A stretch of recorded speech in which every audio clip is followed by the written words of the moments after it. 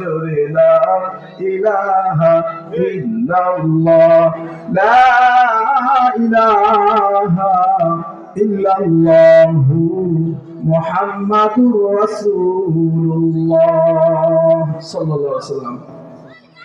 আলহামদুলিল্লাহ, ঐতিহ্যবাহী গাজী বাড়ি পূর্বপাড়া দেওয়ান বাড়ি বাইতুল নূর জামে মসজিদের উদ্যোগে ষষ্ঠ বার্ষিক ওয়াজ মাহফিলের সম্মানিত সভাপতি, প্রধান অতিথি, বিশেষ অতিথি, আমার সামনে উপবিষ্ট আমার ভাই ও বাবাজিরা, পর্দার আড়ালে আমার কলিজার টুকরা মা ও বোনেরা, আপনাদের সকলকে আন্তরিক সালাম এবং শুভেচ্ছা। আপনারা সবাই কেমন আছেন? আলহামদুলিল্লাহ, আল্লাহ পাকের শুকরিয়া যে আল্লাহ রাব্বুল আমিন আপনাকে আমাকে জান্নাতের বাগানে বসার তৌফিক দান করেছেন, ঠিক না বলেন? এজন্য আল্লাহ রাব্বুল আমিন কোরআনের মধ্যে বলেন, لئن شكرتم لأزيدنكم ولئن كفرتم إن عذابي لشديد। আল্লাহু আকবার। আল্লাহ রাব্বুল আলামিন সূরা ইব্রাহিমের 7 নম্বর আয়াত 13 নম্বর পারা 15 নম্বর পৃষ্ঠার মধ্যে বলেন, ও পৃথিবীর মানুষেরা, তোমরা সর্ব অবস্থায় আমার নিয়ামতের শুকরিয়া আদায় করো। যেই ব্যক্তি আমার নিয়ামত পেয়ে নিয়ামতের শুকরিয়া আদায় করলো, আমি আল্লাহ পাক নিয়ামত বাড়িয়ে দেব। সুবহানাল্লাহ। সম্মানিত উপস্থিতি, আমরা শুকরিয়া আদায় করবো কার? যেটা বলেন শুকরিয়া আদায় করবো কার? আমাদের সৃষ্টি করেছেন কে? আমাদের রিজিক দেন কে? আল্লাহ রাব্বুল বলেছেন, বান্দা আমি তোমাদেরকে এত নিয়ামত দান করেছি, তোমরা নিয়ামতের শুকরিয়া আদায় করো। তোমরা যদি আমার নিয়ামত পেয়ে নিয়ামতের শুকরিয়া আদায় করো, আমি আল্লাহ রাব্বুল আমিন আরো নিয়ামতের মধ্যে বরকত দান করব। সুবহানাল্লাহ। এরপর আছে ইন্না আযাবি লাশাদীদ, তোমরা যদি আমার নিয়ামতের শুকরিয়া আদায় না করো, আমি আল্লাহ রাব্বুল আমিন নিয়ামতকে ছিনিয়ে নেব এবং আযাবে, কঠিন আযাবে গ্রেফতার করব। নাউযুবিল্লাহ। সম্মানিত উপস্থিতি, সময় সংকীর্ণ, এর জন্য আমি খুতবা পড়ি নাই। কয়েকটা গুরুত্বপূর্ণ কথা বলবো, শুধু শুনলেই হবে না, আমল নিয়ে তো শুনতে হবে, ঠিক কিনা? আল্লাহ রাব্বুল আলামিন সূরা বাকারা 43 নম্বর আয়াতের মধ্যে বলেন, ওয়া আকিমুস সালাতা ওয়া আতুজ যাকাতা ওয়ারকাউ মা'আর রাকিঈন। আল্লাহু আকবার। আল্লাহ রাব্বুল বলেন, ও আমার বান্দারা, তোমাদের উপর নামাজ ফরজ করা হয়েছে। ওয়া আকিমুস সালাতা ওয়া আতুজ যাকাত ওয়ারকাউ মা'আর রাকিঈন। আল্লাহ পাক বলতেছেন, বান্দারে তোমরা নামাজ আদায় করো, ওয়া আতুজ যাকাত, তোমরা যাকাত আদায় করো, ওয়ারকাউ মা'আর রাকিঈন, রুকুকারীদের সাথে রুকু করো। যেই ব্যক্তি 5 ওয়াক্ত নামাজ আদায় করলো এবং রুকুকারীদের সাথে রুকু করলো এবং যাকাত দিল, আল্লাহ রাব্বুল বলতেছে ওই ব্যক্তি আমার প্রিয় বান্দা। সুবহানাল্লাহ।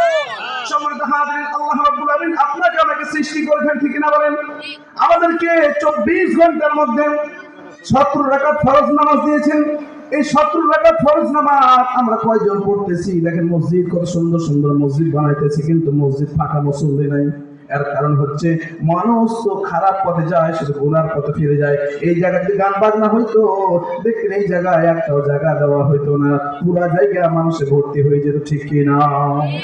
সম্মানিত হাজির, আল্লাহ রাব্বুল বলতেছেন, ও আমার বান্দা, তোমার নামাজ আদায় করো, যাকাত আদায় করো, আর কাউ মা'আর রাকিঈন, রুকুকারীদের সাথে রুকু করো। যারা 5 ওয়াক্ত নামাজ আদায় করে, যারা যাকাত দেয়, যারা সঠিক পথে চলে, যারা রুকু করে, যারা মসজিদের মধ্যে লেগে থাকে, ভালো কাজ করে, তাদের সাথে তুমি বন্ধুতারে লাগাও। যে ব্যক্তি তাদের সাথে, নামাজি ব্যক্তিদের সাথে বন্ধুতারে লাগলো, কিয়ামতের দিন মুসিবতের সময় তার সাথে হাসর নাসর করবেন। বলেন সুবহানাল্লাহ।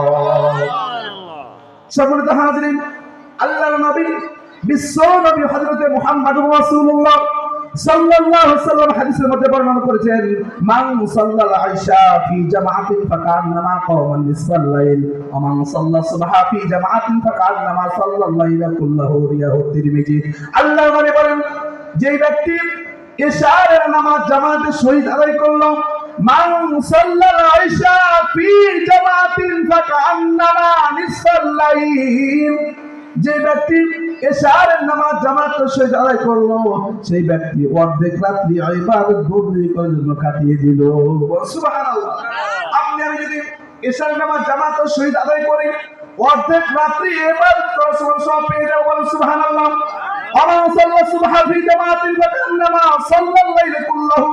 আল্লাহর নবী বলেন, যে ব্যক্তি ফজরের নামাজ জামাতের সহিত আদায় করলো, সেই ব্যক্তি পরিপূর্ণ রাত্রি ইবাদতে কাটিয়ে দেওয়ার সমান সওয়াব পেয়ে গেল।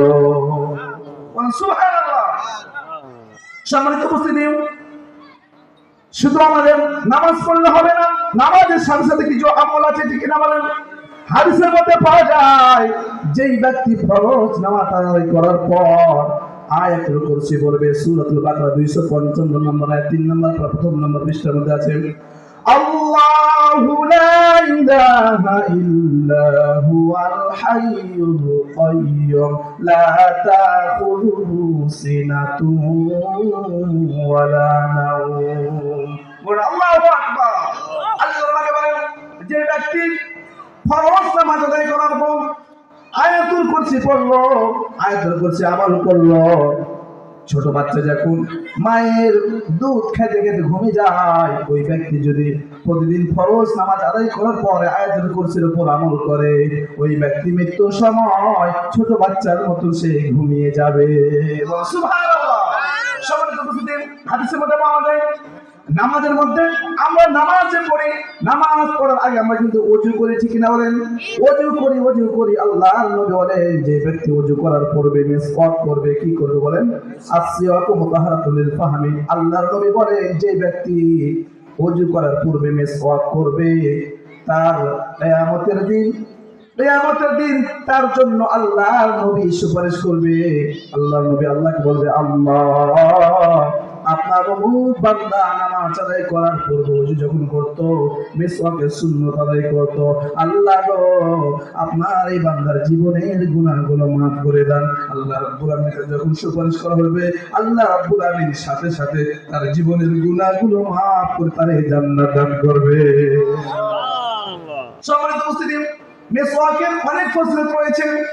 মিসওয়াক যদি আপনি করেন, মুখের দুর্গন্ধ চলে যাবে। মিসওয়াক করলে দাঁতের মাড়ি শক্ত হয়। আমরা অনেকে করি ব্রাশ কিন্তু ইসলামে কিন্তু জায়েজ না, কোনো হাদিস কোরআনের মধ্যে পাবেন না, কিন্তু মিসওয়াক হচ্ছে সুন্নাত। সুবহানাল্লাহ। মিসওয়াক কি বলেন? মিসওয়াক হচ্ছে সুন্নাত, কিন্তু আজকে আমরা সুন্নাতকে ফেলে দিয়ে আমরা ব্রাশ করতেছি, যেটা ইহুদি খ্রিস্টান চাল, ঠিক না বলেন? সম্মানিত হাজিরিন, আল্লাহর নবী বলেন যে ব্যক্তি ওযু করার পূর্বে মিসওয়াক করবে, মিসওয়াকের আমল করবে, ছোট বাচ্চা যেমন ঘুমিয়ে যায়, আর যারা নামাজি দিনদারি পরিষ্কার আল্লাহওয়ালা ব্যক্তি, তার যে ব্যক্তি মিসওয়াকের উপর আমল করবে তার মুখ দিয়ে কালিমা নাসিব হবে, কালিমা তাইয়্যিবা লা ইলাহা ইল্লাল্লাহু মুহাম্মাদুর রাসূলুল্লাহ সাল্লাল্লাহু আলাইহি ওয়াসাল্লাম।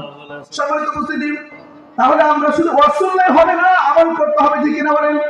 আমল যদি আমার ঠিক থাকে তাহলে সব কিছু ঠিক, তাহলে আমরা কবরে শান্তি পাবো, ঠিক না? আর যদি আমাদের আমল না ঠিক থাকে, শুধু নামাজ পড়লাম মানুষকে দেখার জন্য, ওই নামাজ আল্লাহর দরবারে কবুল হইবে না, ঠিক না? তাহলে আমরা নামাজ পড়বো, ইবাদত বন্দেগি করবো কাকে খুশি করার জন্য? যারা বলেন কাকে খুশি করার জন্য? আল্লাহকে খুশি করার জন্য আমাদের নেক আমল করতে হবে, তাহলে ওই নেক আমল আল্লাহর দরবারে কবুল হয়ে যাবে। সুবহানাল্লাহ। সম্মানিত হাজিরিন, এক মহিলা সাহাবী বিবাহ করবে, বিবাহ করার জন্য আল্লাহর নবীকে বলেন, ইয়া রাসূলুল্লাহ, ইয়া হাবিবাল্লাহ, আমি বিবাহ করতে চাই, আমার জন্য একটা পাত্র দেখেন। আল্লাহর নবী বলেন, মারে তুমি যে বিবাহ করবা কেমন ধরনের ছেলে নিবা, ছেলেদের গুণ কেমন থাকা লাগবে তুমি বলো। ওই মহিলা সাহাবী বললেন, ইয়া রাসূলুল্লাহ, হাবিবাল্লাহ, আমাকে যে যুবক বিয়ে করবে আমি তার 3টা শর্ত দেব। কয়টি শর্ত বলেন? 3টি শর্ত দেব। যে যুবকের মধ্যে 3টি শর্ত পাওয়া যাবে আমি ওই যুবককে স্বামী হিসাবে মেনে নেব। সুবহানাল্লাহ। সম্মানিত হাজিরিন, আল্লাহর নবী এই ঘোষণা দিয়ে দিলেন। অনেক সাহাবার সামনে বসা, হযরত আবু বকর, ওমর, উসমান, আলী সবাই আশ্চর্য হয়ে গেল। 3টা প্রশ্ন। কি 3টা প্রশ্ন? 1 নাম্বার প্রশ্ন, যে যুবক আমাকে বিবাহ করবে তাকে সারা রাত নামাজ আদায় করতে হবে। সুবহানাল্লাহ। সারা রাত কি নামাজ পড়া যাবে বলেন? কখনো না। সারা রাত নামাজ পড়তে পারবেন না, প্রতিদিন সারা রাত নামাজ আদায় করতে হবে, 1 নাম্বার শর্ত। দুই নাম্বার শর্ত, প্রত্যেক রাত্রে একটা করে কোরআনে কারীম খতম করতে হবে। সুবহানাল্লাহ।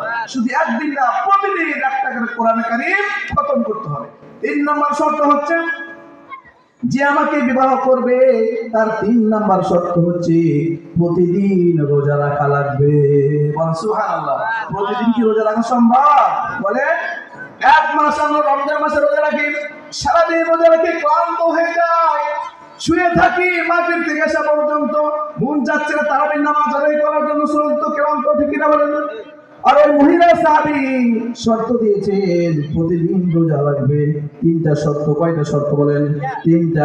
এক নাম্বার শর্ত হচ্ছে সারা রাত নামাজ পড়তে হবে, প্রত্যেক দিন সারা রাত নামাজ পড়তে হবে। আর দুই নাম্বার শর্ত হচ্ছে কি বলেন? দুই নাম্বার শর্ত হচ্ছে কি? প্রত্যেক রাত্রে একটা করে কোরআনে কারীম খতম করতে হবে। আর তিন নম্বর শর্ত হচ্ছে প্রতিদিন রোজা রাখা লাগবে। যখন এই ঘোষণা হয়ে গেল, সবাই আশ্চর্য হয়ে গেল। এমন যুবক তো পাওয়া যাওয়ার কথা নাই। মক্কা মদিনার মধ্যে খবর হয়ে গেল। হঠাৎ করে এক যুবক বলতেছে, হাত উঠে বলতেছেন, ইয়া রাসূলুল্লাহ, ইয়া হাবিবাল্লাহ, যে মহিলা সুন্দরী সাহাবী এই তিনটা শর্ত দিল, ওই তিনটা শর্ত মেনে আমি তারে বিবাহ করতে চাই। বলো সুবহানাল্লাহ।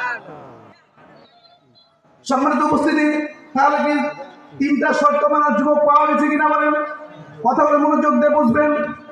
সম্মানিত উপস্থিতি, ওই যুবক যখন বলল আমি রাজি বিবাহ করব, আল্লাহর নবী বিশ্ব নবী হযরতে মুহাম্মদুর রাসূলুল্লাহ সাল্লাল্লাহু আলাইহি ওয়াসাল্লাম ওই মহিলাকে বলল, মারে তোমার জন্য দিনদার পরেশগারে একটা যুবক পেয়ে গেছি, যাকে তুমি স্বামী হিসেবে মেনে নিবে। ওই যুবক, ওই যুবতী নারী, ওই মহিলা সাহাবী বলল, ইয়া রাসূলুল্লাহ, হাবিবাল্লাহ, আমি যে তিনটা শর্ত দিয়েছি, ওই তিনটা শর্তের কথা আপনি তারে বলেছেন। আল্লাহর নবী বলেন, মারে তোমার তিনটা শর্তের কথা আমি তারে বলেছি, সে মেনে নিয়েছেন। ওই মহিলা সাহাবী বললেন, ইয়া রাসূলুল্লাহ, ইয়া হাবিবাল্লাহ, যুবকরে ডাক দেন, আমি তার বিবাহ করতে চাই, তার সাথে আমার বিবাহ পড়িয়ে দেন। আল্লাহর নবী বিশ্ব নবী হযরতে মুহাম্মদুর রাসূলুল্লাহ সাল্লাল্লাহু আলাইহি ওয়াসাল্লাম ওই যুবকের সাথে, ওই মহিলা সুন্দরী সাহাবীর সাথে বিবাহ হয়ে গেল। সুবহানাল্লাহ বলেন। শর্ত মনে আছে? তিনটা। কয়টা? তিনটা। বিবাহ হয়ে গেল। আজকে বাসর রাত। এই যে তিনটা শর্ত দিল, ওই শর্ত কিন্তু এখন আমল করা শুরু হয়ে যাবে। যেহেতু শর্ত দিয়েছে প্রতিদিন সারা রাত নামাজ আদায় করতে হবে। ওই যুবক কি করলো? ইশারের নামাজ আদায় করলো। ইশারের নামাজ আদায় করার পর খানা খেয়ে ঘুমিয়ে পড়লো। ওই মহিলা সাহাবী বলতেছে, কি ব্যাপার, আমি যে তোরে তিনটা শর্ত দিয়ে বিবাহ করলাম, সে ঘুমিয়ে গেল কেন? সে তো সারা রাত নামাজ পড়ার কথা ছিল, সেটা নামাজ পড়লো না, কারণটা কি? তারপর দেখতে দ্বিতীয় নম্বর শর্ত হচ্ছে কোরআন তেলাওয়াত করা। মনে আছে নেই? দ্বিতীয় নম্বর শর্ত কি? কোরআন তেলাওয়াত করা। সারা রাত কোরআন তেলাওয়াতের কথা বলা হয়েছিল, সে তো দ্বিতীয় নম্বর শর্ত মানে না। সকালবেলা ফজর নামাজ আদায় করার পর সুন্দর সুন্দর খাবার, বসে বসে খাবার খাইতেছে। তার মহিলা সাহাবী সুন্দরীর বসে ওই সাহাবী বলতেছে, কি ব্যাপার, তিনটা তাকে শর্ত দিলাম, তিন নাম্বার শর্ত ছিল তার রোজা রাখা, সে রোজা রাখলো না। সে চিন্তা করলো, যেহেতু আজকে প্রথম বিবাহ হলো, মনে আজকে কালকে থেকে আমল শুরু করে দিবেন। একদিন, দুই দিন চলে যায়, এক সপ্তাহ চলে যায়, কোনো আমল দেখতে পাচ্ছে না। ওই মহিলা সাহাবী কি করলেন? আল্লাহর নবীর দরবারে চলে গেলেন। আল্লাহর নবীকে বললেন, ইয়া রাসূলুল্লাহ, ইয়া হাবিবাল্লাহ, আপনি যে যুবকের সাথে আমার বিবাহ দিয়েছেন গো নবী, তিনটা শর্ত দিয়েছিলাম, সে তো তিনটা শর্তের একটা শর্ত মানে না। আল্লাহর নবী বিশ্ব নবী হযরত মুহাম্মদুর রাসূলুল্লাহ সাল্লাল্লাহু আলাইহি ওয়াসাল্লাম যুবককে ডাক দিলেন, যুবক, হে যুবক, তোমার স্ত্রী বলতেছে তুমি নাকি শর্ত মানছো না, কারণটা কি? তোমার তিনটা শর্ত দিয়ে বিবাহ করেছো, তুমি এখন শর্ত মানো না কেন? ওই যুবক বলতেছে, ইয়া রাসূলুল্লাহ, হাবিবাল্লাহ, আমি আমার স্ত্রী যে তিনটা শর্ত দিয়েছে, আমি তিনটা শর্ত প্রতিদিন আমল করতেছি। বলো সুবহানাল্লাহ। ওই যুবক বলতেছে আমল করতেছে, আর স্ত্রী কি বলে? আমল করে না। মনোযোগ আছে তো? মনোযোগ দেন। স্ত্রী বলতেছে আমার স্বামী কোনো আমল করে না, তিনটা শর্ত দিয়েছিলেন, একটা শর্ত আমল করে না। আর যুবক বলতেছে না আমল করে। আল্লাহর নবী ডাক দিলেন, এই যুবক এদিকে আসো, তুমি যে বলতেছো আমল করতেছে, তোমার স্ত্রী বলতেছে আমল করে না। ওই যুবক বলতেছে ইয়া রাসূলুল্লাহ হাবিবাল্লাহ, আপনি তো হাদিসের মধ্যে বর্ণনা করেছেন মান সাল্লাল ইশা ফি জামাতিন ফাকান্নামা সাল্লাইল কুল্লাহু ইয়াউ তিরমিজি। ও নবীজি, আপনি তো হাদিসের মধ্যে বর্ণনা করেছেন মান সাল্লাল ইশা ফি জামাতিন ফাকান্নামা কামা নিসফাল-লাইল ওয়া মান সাল্লা সুবহা ফি জামাতিন ফাকান্নামা কামা আল-লাইল ওয়া সাল্লা কুল্লাহু। আল্লাহর নবী, ও নবীজি, আপনি তো বলেছেন যে ব্যক্তি ইশারের নামাজ আদায় করবে এবং ফজরের নামাজ আদায় করবে জামাতের সাথে, সেই ব্যক্তি সারা রাত নফল নামাজ পড়ার সমান সওয়াব পেয়ে যাবে। সুবহানাল্লাহ। তাহলে এক নম্বর শর্ত মানতেছে কিনা বলেন? মানতেছে না? এক নম্বর শর্ত মানতেছে। যখন এই কথা বললাম, আল্লাহর নবী বলতেছেন মারে তোমার স্বামী এক নাম্বার শর্ত সে আমল করতেছে। সুবহানাল্লাহ। দ্বিতীয় নম্বর শর্ত ছিল কি মনে আছে? দ্বিতীয় নম্বর শর্ত কি? সারা রাত কোরআন তেলাওয়াত করা। ও নবীজি, আমার স্বামী তো তেলাওয়াত করে না, কোরআন শরীফ সে খুলেই রাখে না, সে ঘুমায়। যুবক বলতেছে ইয়া রাসূলুল্লাহ হাবিবাল্লাহ, আপনি তো হাদিসের মধ্যে বর্ণনা করেছেন যে ব্যক্তি সূরাতুল ইখলাস 3 বার পড়বে। কয়বার? সূরাতুল ইখলাস। কোন সূরা বলেন? সূরাতুল ইখলাস।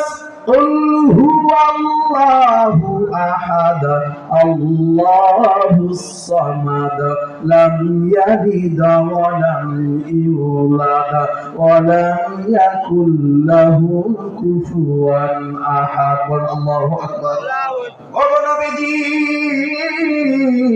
আপনি তো বলেছেন যে ব্যক্তি সূরাতুল ইখলাস 3 বার পড়বে তার আমলনামায় একটা কোরআনে কারীম খতম করার সমান তাকে সওয়াব দেওয়া হবে। সুবহানাল্লাহ। দুই নম্বর শর্ত মানতেছে? মানতেছে বলে? তাহলে তিনটা সূরাতুল ইখলাস আমি কয়বার পড়ি? 3 বার। যারা বলেন কয়বার? 3 বার পড়ি, আল্লাহ রাব্বুল আমিন আপনার আমার আমলনামায় একটা কোরআনে কারীম খতম করার সমান দান করবেন। সুবহানাল্লাহ। তৃতীয় নম্বর শর্ত মনে আছে? তৃতীয় নম্বর শর্ত কি ছিল? রোজা রাখতে হবে সারা দিন না প্রতিদিন? প্রতিদিন। প্রতিদিন, প্রত্যেক দিন রোজা রাখা লাগবে, শুধু একদিন না, প্রতিদিন রোজা রাখা লাগবে। যুবক বলতেছেন ইয়া রাসূলুল্লাহ হাবিবাল্লাহ, আপনি তো বলেছেন রমজান মাসে রোজা রাখার পর শাওয়াল মাসে যেই ব্যক্তি 6টা রোজা রাখবে। কয়টা? জোরে বলেন কয়টা? যেই ব্যক্তি শাওয়াল মাসে 6টি রোজা রাখবে সেই ব্যক্তি সারা বছর রোজা রাখার সমান সওয়াব তাকে দান করা হবে। ও নবীজি, আমি রমজান মাসে রোজা রেখেছি, রমজান মাসে রোজা রাখার পর শাওয়াল মাসে আমি 6টা রোজা রেখেছি। আল্লাহর নবী বলতেছে যুবক, তুমি তো এই 3 নাম্বার শর্ত সে মানতেছো। সুবহানাল্লাহ। আল্লাহর নবী বিশ্ব নবী হযরত মুহাম্মদুর রাসূলুল্লাহ সাল্লাল্লাহু আলাইহি ওয়াসাল্লাম বলতেছেন মারে তুমি চিন্তা করো না, তোমার স্বামী 3টাই শর্ত সে প্রতিদিন আমল করতেছে।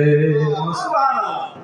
সম্মানিত উপস্থিতি, আমার কলিজার টুকরা মা বোনদেরকে বলতে চাই, আপনি যখন বিবাহ করবেন এমন যুবক নেবেন, শর্ত দিবেন যে যুবক নামাজ আদায় করবে, আমার পর্দা রাখবে, ওই যুবককে আমি বিবাহ করব। আপনি যখন এই শর্ত দিয়ে দিবেন দেখবেন যত যুবক আছে বেনামাজি সব যুবক নামাজি হয়ে যাবে। ঠিক না? সম্মানিত হাজির, মাদেরকে বলতে চাই, ও আমার কলিজার টুকরা মা বোনেরা, পর্দার আপনারা শুনতেছেন, শুধু শুনলে হবে না রে মা, আমল করতে হবে। নবীজি সাল্লাল্লাহু আলাইহি ওয়াসাল্লাম বলেছে কোন নারী যদি 4টি কাজ করে ওই নারী জান্নাতি। বলেন সুবহানাল্লাহ। কয়টি কাজ বলেন? 4টি কাজ বলেন। কয়টি? 4টি। এক নাম্বার কাজ হচ্ছে কোন নারী যদি 5 ওয়াক্ত নামাজ সময় মতো আদায় করে তার জন্য জান্নাতের 8টি দরজা খুলে যায়। সুবহানাল্লাহ। জান্নাতের 8টি দরজা তার জন্য খোলা রাখা হয়। আল্লাহর নবী বলতেছে ও আমার ফেরেশতারা যাও যাও, ওই যে আমার উম্মতরা আসতেছে, যে নারী সে নামাজি, সে নামাজ পড়তেছিল, তার জন্য জান্নাতের দরজা খুলে দাও, সে জান্নাতের মধ্যে প্রবেশ করবে। সুবহানাল্লাহ। তাহলে এক নম্বর আমল কি? নামাজ। অনেক মা বোনেরা আছে নামাজ আদায় করেন, কিন্তু সময় মতো নামাজ আদায় করে না। জোহরের নামাজ পড়ে 3টার সময়, আসরের নামাজ পড়ে মাগরিবের আগে আগে, এশারের নামাজ পড়ে রাত 11টা 12টার দিক। বলতে কি বাবা দেরি করে নামাজ পড়ো কেন? এই যে সামনে এই যে টেলিভিশন দেখতেছিলাম, নাটক চলতেছিল, এখন যদি আমি নামাজ শুরু করে দেই, এই নাটকের সিরিয়াল কিন্তু আমি মিস করে দেব। ঠিক না? আজকে আমাদের দোষ হচ্ছে, আমাদের দোষ, আমরা যুবক, আমরা পুরুষদের দোষ। কেন আমি সিনেমা হল আসার মধ্যে রাখলাম? টেলিভিশন যদি আমি কিনে না দিতাম, তাহলে কিন্তু আমার স্ত্রী টেলিভিশন দেখতো না। ঠিক কিনা বলেন? এখন আমার সামনে যত মানুষ আছে, আমি যদি বলি বলেন তো কার কার বাড়িতে টেলিভিশন আছে, দেখবেন 100টা মানুষের মধ্যে এই 90টা মানুষ হাত উঠাবে, বলবে হুজুর আমার বাড়িতে টেলিভিশন আছে। ঠিক কিনা বলেন? সম্মানিত উপস্থিতি, টেলিভিশন থাকা লাগবে না। টেলিভিশন আপনার বাসায় যদি থাকে, আপনি সিনেমা দেখবেন না, নাটক দেখবেন না, আপনি দেখবেন ওয়াজ, ওয়াজুল কোরআন তেলাওয়াত। আপনি যখন বারবার তেলাওয়াত শুনবেন, বারবার তেলাওয়াত শুনবেন, আল্লাহ পাক রহমত নাযিল করে দিবে। দ্বিতীয় নাম্বার আমল হচ্ছে রোজা রাখা। 3 নাম্বার আমল হচ্ছে পর্দা রাখা। 4 নাম্বার হচ্ছে স্বামীর খিদমত করা। মনে রাখবেন 4টা কাজ। কয়টা কাজ? সম্মানিত উপস্থিতি, তাহলে মা বোনদের কয়টি আমার কথা বললাম বলেন? আর যদি বলেন কয়টি? 4টি। 1 নাম্বার 5 ওয়াক্ত নামাজ সময় মতো আদায় করতে হবে। 2 নাম্বার রমজান মাসে রোজা রাখতে হবে। 3 নাম্বার নিজের ইজ্জতকে হেফাজত করতে হবে, পর্দা করতে হবে। আর 4 নাম্বার স্বামীর খেদমত করতে হবে। এগুলো কথা বললে পরে অনেক সময় লাগতো, যেহেতু সময় আমাদের নেই। আমাদের এখন এশার আজান হবে ইনশাআল্লাহ। সম্মানিত আমার প্রিয় ভাই বাবাজিরা, পর্দার মা বোনের, যতক্ষণ থেকে কথা বললাম ততক্ষণ থেকে আপনাকে আমাদের সকলকে আমল করার তৌফিক দান করে বলেন আমিন। ওয়া আখিরু দাওয়ানা আলহামদুলিল্লাহি রাব্বিল আলামিন। আসসালামু